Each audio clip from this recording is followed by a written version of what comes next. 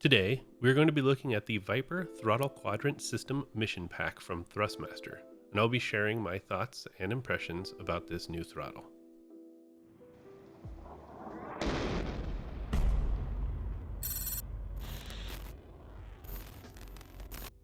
In full disclosure, Thrustmaster did send me this throttle for free to showcase it however I saw fit, and I'm choosing to do a video of my thoughts and impressions on it. The Viper Throttle Quadrant system can be purchased by itself, or with what Thrustmaster is calling the Mission Pack, which is essentially a button box that can be attached to the bottom of the throttle.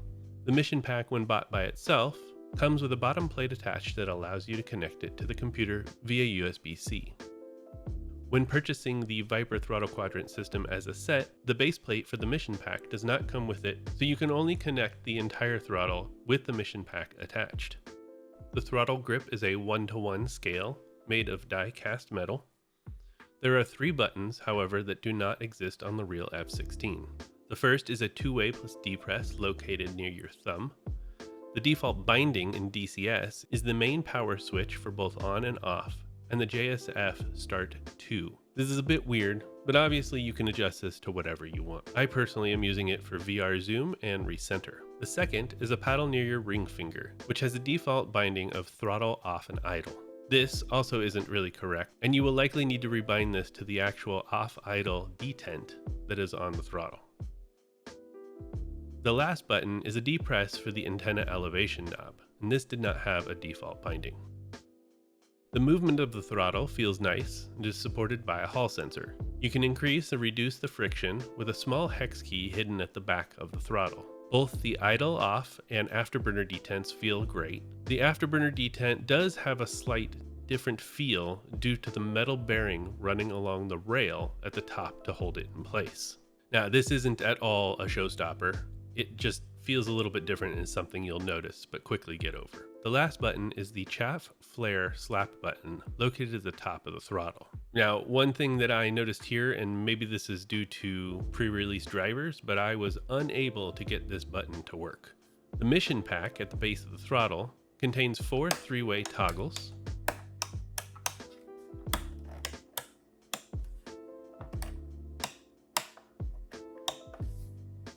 three 2-way toggles, 1 rotary encoder with D-press, 1 4-position rotary,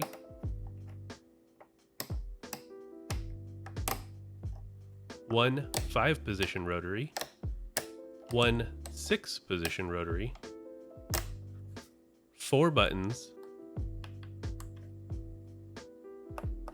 1 axis, and 1 2-position gear handle that also locks into place unless you lift it. Now, the buttons are in interesting places. They don't match up to the real F16, but obviously matching 1:1 scale would be impossible with this compact design. It would, however, have been nice if the buttons were relocated into positions that were relative to where they were in the actual jet. Okay, so let's go over some of my thoughts here. I feel like this throttle can be broken down into 3 different sections. The first section is the grip and throttle.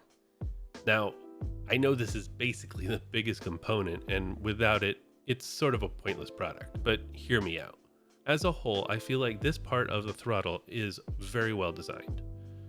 Obviously, they're replicating something that exists, so I'm not talking about ergonomics or the button usage or placement. I'm talking about the construction, the feeling, and the overall quality. The buttons feel nice, the throw on the throttle is great, the resistance is awesome.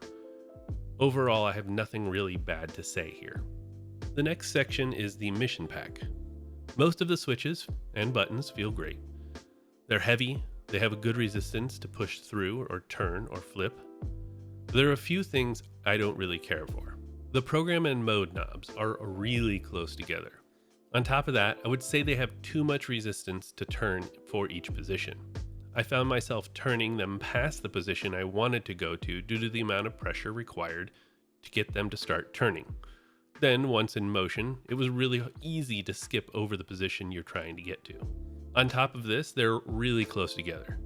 Now, I have small hands, and I even found myself pinching my thumb between the two when I would turn the program knob.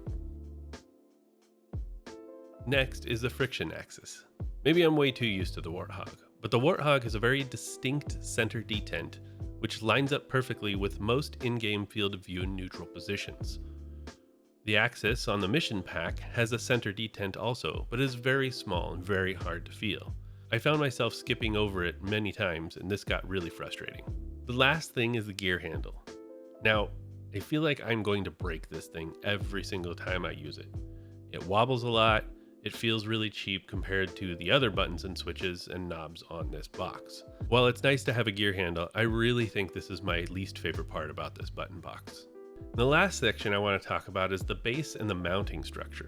The throttle, for all intents and purposes, does appear that it was designed to be used on top of a desk.